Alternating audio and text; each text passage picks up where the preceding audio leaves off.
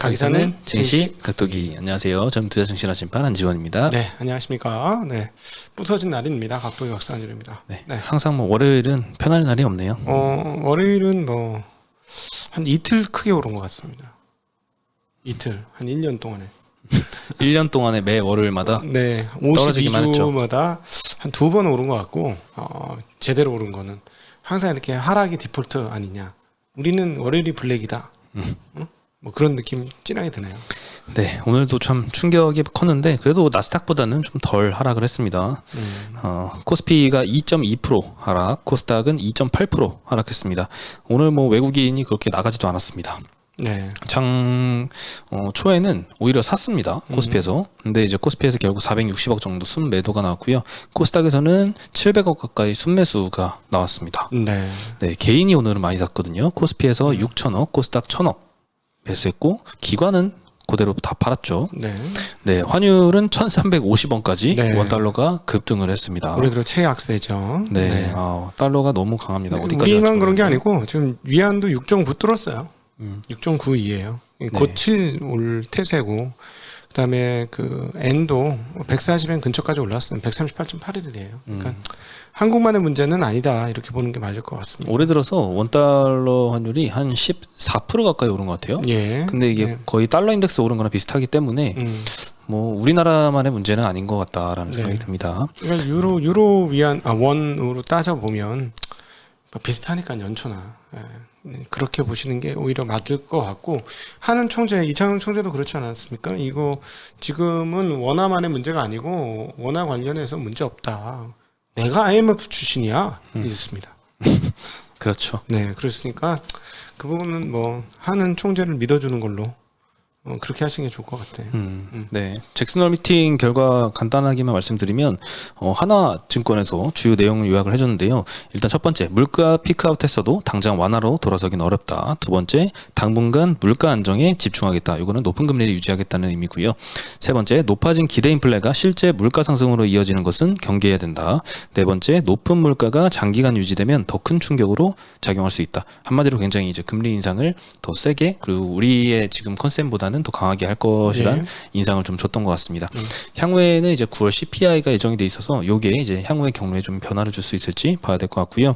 그리고 신영증권에서는 QT에 대해서 좀 이야기를 했는데요. QT를 지금 아무도 신경을 쓰지 않고 있을 정도로 관심이 없고 시장에서도 별 반응이 없는데 진짜 9월이 되면 QT가 속도가 2배로 빨라지죠. 네. 현재 475억 달러인데요. 국채가 300억 달러, MBS가 175억 달러입니다. 요게 475억 달러에서 매월 950억 달러로 2배로 QT 속도가 빨라집니다. 신영증권에서는 QT와 영래포를 조심하라라는 의견을 남겼는데요. 일단 최근 연준의 이 BS 자산 재무제표 재무상태표죠. 이 감축 속도가 좀 느리게 보이는데 이거는 인플레 해지 채권인 팁스의 물가 보상분이 지급이 됐고 물가가 많이 올랐겠죠. 그리고 MBS가 3개월 선도 거래를 하기 때문에 BS에 뒤늦게 반영이 된다고 합니다. 그래서 QT는 시작은 했는데 거기에 3개월 이연돼서 줄어드는 게 실제 줄어드는 게 보이기 때문에 지금까지는 조금 둔감했지만 9월부터는 QT 감축 속도도 안 그래도 2배로 빨라지는 데다 MBS 거래분도 반영이 되기 때문에 자산 감축이 좀 빠르게 줄어드는 게 보일 것이다 라고 하면서 QT를 조금 경고하는 그런 메시지 주셨습니다. 네, 그럼 계속 저희 증시각도 TV 채널에서 계속 얘기했던 부분이죠. 네.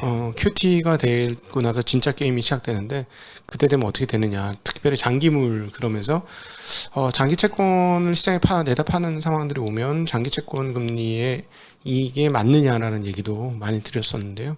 그래서 이제 9월 달에는 채권 시장이 오히려 굉장히 좀 힘들 것 같긴 하고 어쨌든 저는 박스권 가두리에 갇힌 장세고 연준이 그걸 원하는 것 같다라는 느낌을 지울 수가 없습니다. 그래서 지난주 토요일에도 우리 가두리에 갇힌 장이다 이런 말씀을 드렸었는데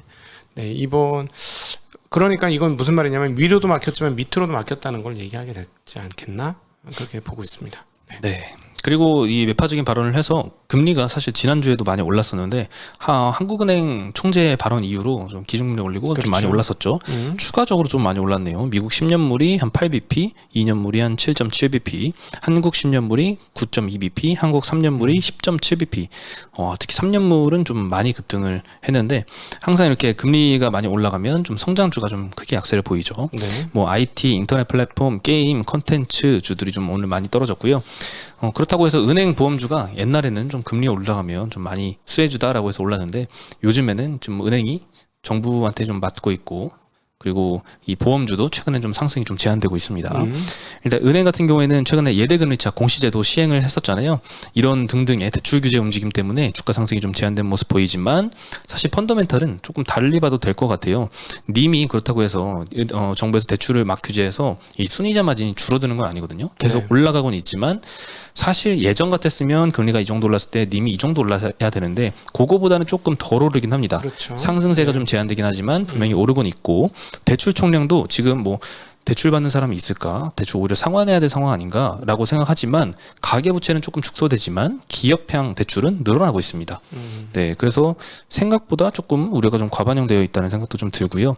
그리고 손해보험 같은 경우에는 7월달 자동차 보험 손해율이 평균 78.3% 나왔습니다. 굉장히 낮은 수준이고 이 정도만 유지되면 아주 좋은 이익을 낼 텐데 8월 달부터는 이제 폭우 관련 손해액이 잡히죠. 1,500억 정도 합해서 예상이 되는데 이게 자동차 보험 손해율을 3분기에는 한 1%포인트 가량 높일 요인이라고 합니다. 네. 그래서 요것뿐만 아니라 지금 뭐 리오프닝 때가 지금 잠깐 유가가 많이 올라서 이 자동차 운행량이 생각보다 좀 안 늘어나고는 있는데 결국엔 리오프닝으로 가면은 자동차 손해보험률도 이제는 피크아웃의 반대 뭐라고 하죠?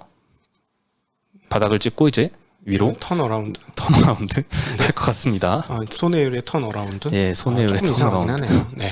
네.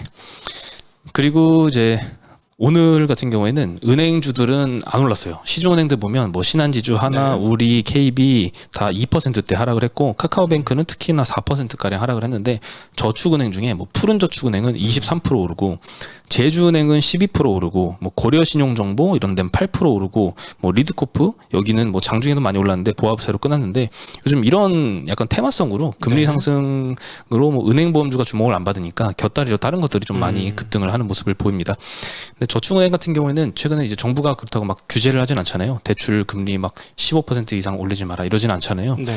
그래서 이 대출 금리가 참 높은 편인 것 같고요. 예전에 그 토스뱅크에서 1억 원까지 예치하면 수시 입출금 통장인데 이걸 파킹 통장이라 부르거든요. 요즘에 네. 요거를 2% 금리를 줬거든요. 근데 그때는 난리였어요. 와, 2% 준다고? 이거 역마진인데 이렇게 얘기를 했거든요. 네. 근데 최근에 토스뱅크가 그 예대 금리차 공시를 했을 때 대출 1위였잖아요. 예대 금리차. 5점 몇 %로 기억을 하는데 굉장히 수익성이 높게 나왔는데 최근에는 그 토스뱅크마저도 그 연 2% 금리는 전혀 매력적이지 않은 수치가 됐을 정도로 저축은행에서 많이 올랐습니다. 네. 최근에 이제 여러 군데 비교를 해보면 어떤 저축은행은 파킹 통장인데도 수시 입출금이 가능한데도 3%까지도 주는 이런 곳도 나오고 있습니다. 우리 CMA도 2.1%가 넘어갔어요. 지금 2.5% 가까이 줍니다. MMW 기준으로. MMW는 그냥 일반 RPC CMA는 그보다 좀 낮죠. 2.15, 2.2. 네, RP도 뭐 개인 법인 말 개인 같은 경우에는 뭐 비슷하게 많이 줍니다. 2.45 정도. 그렇게 많이 줘요? 예, 많이 줍니다. 이게 수시 입출금인데. 그렇죠. 예, 그 지난주에 그 금리 인상한 이후에 또 올라가지고 네. 2.45 정도 됩니다. 그래서 제가 말씀드렸던 거죠. 연말까지 보고 채권 사라. 특별히 장기물은 1년 안에야 뭐 그럴 수도 있다. 근데 4, 5년짜리는 연말하고 내년에 만약에 지금 좋다고 4.5%짜리 가입했는데 내년도에 그 5년짜리 가입했다 올해. 그럼 내년쯤 가서 4.5%에 대해서 어떤 느낌이 들지 한번 고민해 봐야 된다. 그럼에도 불구하고 채권은 깨지진 않잖아. 예, 그래서 뭐 그런 장점은 있습니다. 네. 근데 뭐 4, 5년짜리 만기는 좀 너무 길어요. 아니 뭐 금리를 많이 주면 4, 5년짜리 할 수도 있죠. 7% 주면 왜 못하겠습니까? 근데 요즘처럼 이 장단기 금리가 많이 붙어 있는 상태라서 만기를 늘린다고 해서 엄청나게 매력적인 금리를 주는 것도 아니잖아요. 단기물하고 크게 차이도 별로 안 나더라고요. 요즘에. 네, 그래서 굳이 이렇게 금리가 어디까지 올라갈지 모르는 상황에서는 만기가 막 엄청 긴 채권보다는 네. 만기 짧은 채권 위주로 좀 보시는 게 좋지 그래서 않을까 이제 싶습니다. 채권에 대한 어프로치들이 여러분한테 많이 갈 것이다라는 얘기를 많이 드렸어요. 몇 개월 기사도 전부터. 많이 났어요. 몇 개월 전부터 많이 드렸는데 이런 날을 생각해서 말씀드려요. 왜냐하면 콜이 3%가 가는 게 확실해지고 있는데 어떻게 4%짜리 금리 5, 6년짜리가 높은 금리라고 말할 수 있겠느냐. 그건 아니지 않겠느냐라고 말씀드리는데 그런데 아마도 내년쯤 어디 시점에서는 채권 투자하기 아주 좋은 때가 올 겁니다. 그때는 적극적으로 채권을 투자해야 될 때가 아닌가 그런 생각을 하고 있어요. 네.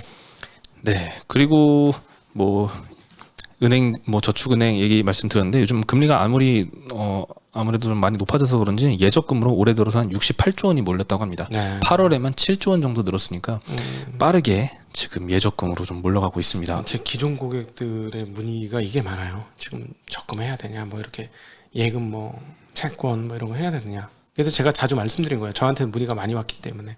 네. 네. 그리고 이제 IT 같은 경우에 좀 많이 떨어졌습니다.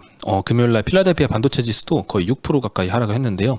D램 현물가가 지난주에도 제품별로 1에서 3.9%까지 다 하락을 해서 10주 연속으로 지금 D램 현물가가 좀 떨어지고 있는 상황이고요. 오늘 삼성 하이닉스도 2%대 하락했고요. 뭐 동재세미칼, 주성 엔지니어링, 심텍, 코리아 서키트, 대덕전자, 원익 QNC, 한미반도체, 뭐 대표적인 반도체 주식들 다 5, 6%씩 많이 급락을 했습니다.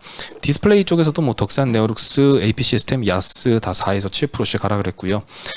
게임 컨텐츠 이쪽도 좀 많이 떨어졌는데 뭐 크래프톤, 위메이드, NC, 파워비스, 뭐 카카오, 네이버 다 3에서 5%씩 급락을 했고 뭐 콘텐츠 중앙, CGV, 쇼박스, 뉴, 덱스터 이런 콘텐츠 주식도 4에서 막 6%대씩 많이 하락을 했습니다. 야, 그러니까 오늘은 무차별이에요. 무차별이고 특히 성장주 IT 위주로 좀 많이 네. 떨어졌죠. 사실 콘텐츠 영화관은 좋아지고 있는 과정 아니야. 그렇죠.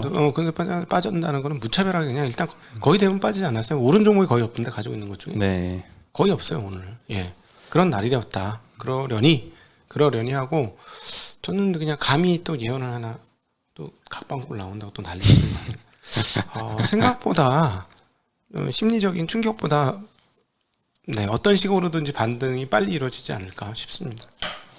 이게 뭐 연타로 그냥 뭐 다음 달까지 쭉쭉 이어지지 않을 것 같아요. 제가 보기에는. 네. 네.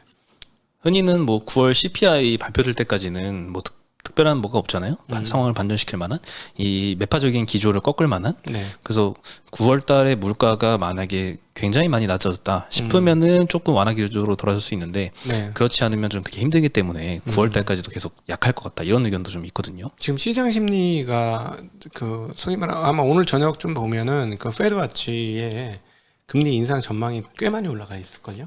75bp 확률이요? 네, 뭐 그것도 그렇고 전반적으로 연말 기준금리가 꽤 많이 올라갔어요. 지금 3.75에서 4.0까지 올라갔거든요. 네. 이게 바로 연준이 원하던 거예요. 너무 안 했거든. 그러니까 그렇게 만들어 놓고 아마 끌고 갔는데 실제로 그렇게 할지는 가봐야 하는데 라파엘 보스텍 연은 총재 같은 사람은 나는 50bp로 기울었다 이런 얘기를 해요. 50bp 할 수도 있어요. 9월달 여전히.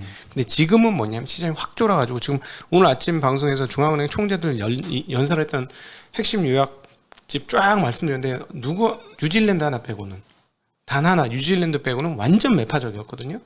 특별히 우리 이창용 총재조차도 그렇게 매파적이었기 때문에 지금 쫄 수밖에 없어요. 시장이 쫄 수밖에 없고 근데 이제 쫄는데 심리적으로 더 간 거죠. 제가 보기엔 분명히 더 가 있습니다. 지금 그래서 아마 내일하고 모레까지 더 많이 가면은 우리 너무 많이 간 걸 하고 또 환기가 될 수도 있을 것 같아요. 예. 항상 그랬잖아요. 연준은 가던 길을 갖고 시장이 너무 긍정적으로 해서가 부정적으로 시장의 중간이 별로 없잖아. 예. 그렇죠. 네. 네. 그리고 요즘에 참 태조 이방원 말고는 조금 재미없다라는 얘기가 좀 있는데 특히나 방산주들. 태풍 조방원. 네. 우리 좀 밀어줘야지 우리. 밀어줘야죠. 예, 우리 저희 쪽집게 밀어줘야 됩니다. 네. 네. 뭐 현대로템 같은 경우에는 뭐 그동안 저번에 알려졌던 그 폴란드향 4.5조 원 규모 K2전자 공급 계약 본계약을 체결을 했다고 공시를 냈습니다. 대단합니다. 계약 기간이 27년까지고요. 1차로 국내 생산한 K2전자 180대 공급하고 이후부터는 이제 현지 생산하는데 요 현지 생산하면서 또 폴란드 이외의 다른 나라로 수출을 하는데도 좀 도움이 많이 될 것 같습니다. 네. 이게 사실 다 알려졌고 뭐 며칠에 체결한다 이런 것들이 다 소식들이 나왔기 때문에 크게 뭐 반응이 있을까 싶었는데 오늘 또 방산주들이 잘 버텼습니다. 뭐 급등하진 않았지만 버틴 거예요. 네, 뭐 한국항공우주, 제노코, 하나에어로스페이스는 뭐 1, 2%대씩 상승을 했고요. 현대로템도 장중에 뭐 플러스 많이 났다가 마이너스 1.5%로 마감을 했습니다. 야, 진짜 근데 대단한 겁니다. 한국이 이렇게 무기를 팔게 될 줄이야. 네. 야, 그럼 러시아한테 땡큐 해야 돼, 말아야 돼. 참 세상 일이 알다가도 모를 일이에요. 그러니까 나이 먹어 보니까 세상 일에 정답이 없다라는 생각이 많이 들어요. 저희 그 태조 이방원의 창시자를 모시지 않나요? 저희요? 네. 조만간 태조 이방원 창시자 누구죠? 이선엽 부장님. 그래요. 맞아요. 와요. 네. 네. 다음 주에 옵니다. 네, 추석 특집으로 나갑니다. 네, 추석 특집으로 나오는데 저는 이제 태조 이방원 얘기 이제 그만 듣고 그 다음 아이디어가 있으시다고 해서 그거가 참 궁금하네요. 네. 그거는 꼭 보시길 추천드립니다. 네, 추석 때 나갈 예정입니다. 사실 방산주를 몇 달 전부터 얘기를 하셨을 때 처음 듣고는 그냥 이게 뭐 있겠어? 항상 재미없었는데? 라는 생각이 있었는데 그렇구나. 이번에 무슨 말씀하실지는 좀 네. 귀 기울여 드려야 될 것 같습니다. 그러면 그다음부터는 또 안 맞는 경우도 있어요. 뭐 그럴 수도 있지만 아니, 그러니까 항상 저건 있어야 돼. 그 예민한 부분이 있어요. 소설가가 이렇게 걸어가다가 사물에 대해서도 상당히 예민하게 글을 쓰듯이 주식하는 사람은 누가 무슨 얘기를 하면 항상 한번 고민해보고 생각을 해보고 검토는 해봐야 되더라고요. 그렇죠. 네, 그런 부분은 분명히 있더라고요. 네. 근데 이제 뭐 종목 추천을 하는 게 아니라 아이디어를 제시를 하는 거니까 네. 그 아이디어는 한번 듣고 싶습니다. 네. 네. 그리고 유상증자가 또 LCC에서 나왔습니다. 제주항공에서 사실 지지난주인가요? 그 언론 보도가 나왔어요. 유상증자를 추진할 수 있다. 그거에 대해서 조회 공시가 요구가 나왔는데 거기서 뭐 아직 구체적으로 정해진 건 없다. 이런 식으로 사실 돌려 말하면 맞습니다. 이죠. 네. 근데 사실 공시가 나왔습니다. 3,200억 원 주주배정 유상증자 공시를 제주항공이 했고요. 주주배정이네. 네. 네. 그 추진 보도 이후로 한 10일 만에 나온 것 같습니다. 예. 증자전 발행 주식수가 약 5천만 주 정도인데 2,720만 주를 추가 발행하니까 굉장히 큰 규모입니다. 네, 크네요. 네. 예정 발행가는 11,750원인데 전일 종가 대비 30% 낮은 가격입니다. 주가 오를 수가 없지. 그렇죠. 오늘 10% 정도 주가 10% 정도 빠졌는데 그래도 이 주가보다 더 낮은 굉장히 낮은 발행가로 되어 있고요. 용도는 차세대 항공기 도입을 위한 시설 자금 용도라고 합니다. 네. 그 주말에 토요일 날 그 엄경화 연구원과의 대담이 올라갔을 건데 네. 그때 예상을 했거든요. 네. 유상증자 이거 조회 공시까지 나왔는데 진짜 나올까요? 했는데 나올 것 같다라고 하셨고 그 이유도 이 신규 항공기를 내년에 도입해야 되는데 관련해서 재무자료를 제출을 해야 된다. 네. 네, 해서 했는데 딱 그 용도인 것 같습니다. 항공기 도입을 위한 시설 자금 용도. 네. 그리고 LCC 전반적인 업황을 말씀드리면은 P와 Q 모두 감소를 하고 있습니다. 엄경화 연구원님 대담도에서도 나왔지만 오늘 신규 리포트도 보니까 국제 여객이 계속 감소하고 있습니다. 예, 5월 초에 국제 여객이 20만 명이었거든요. 8월 초에는 50만 명까지 회복을 했다가 8월 22일 기준으로 꼭지점 대비해서 한 8% 줄었습니다. 리오프닝으로 이제 국제 여객 항공 많이 이용을 하다가 갑자기 조금 지금 3주 연속 떨어지고 있는데요. Q는 이제 성수기가 끝나서 조금 줄어드나 보다라고 생각할 수는 있겠지만 최근에 P, 이 티켓 가격도 내려가고 있습니다. 네. LCC들의 노선 확장이 조금 제한이 되면서 지금 있는 노선 중에서도 가격 경쟁이 좀 치열해지고 있는 상황인 것 같습니다. 예. 네, 저도 지금 다낭을 예약을 했는데 생각보다 가격이 안 비쌉니다. 그러면 연말쯤이면 풀리겠다. 드디어. 연말부터 풀리겠다. 연말 연초. 그죠? 이게 8월 달에도 시즌이지만 연말 연초도 상당한 시즌이잖아요. 방학 시간. 그 겨울 방학에 그렇죠. 따뜻한 나라로 가자 하는 그런 거 있으니까 올해 겨울에 드디어 풀리겠네요. 드디어. 제 느낌은 그래요. 그냥 저의 느낌입니다. 네. 내가 가려고. 어디 네? 가시나요? 네? 어디 가시려고요? 어디든 가려고. 네. 네. 그래서 티켓 가격 요 P가 올라가는지 아니면 진짜 계속 이렇게 가격 경쟁을 많이 해서 3년 만에 돌아오는 요 업황을 또 망칠 것인지가 네. 결정이 될 것 같습니다. 참 걱정은 많은 상태인 것 같습니다. 네. 이런 와중에 또 자금 조달 이슈까지 겹쳐서 오늘 제주항공은 10% 하락을 했고요.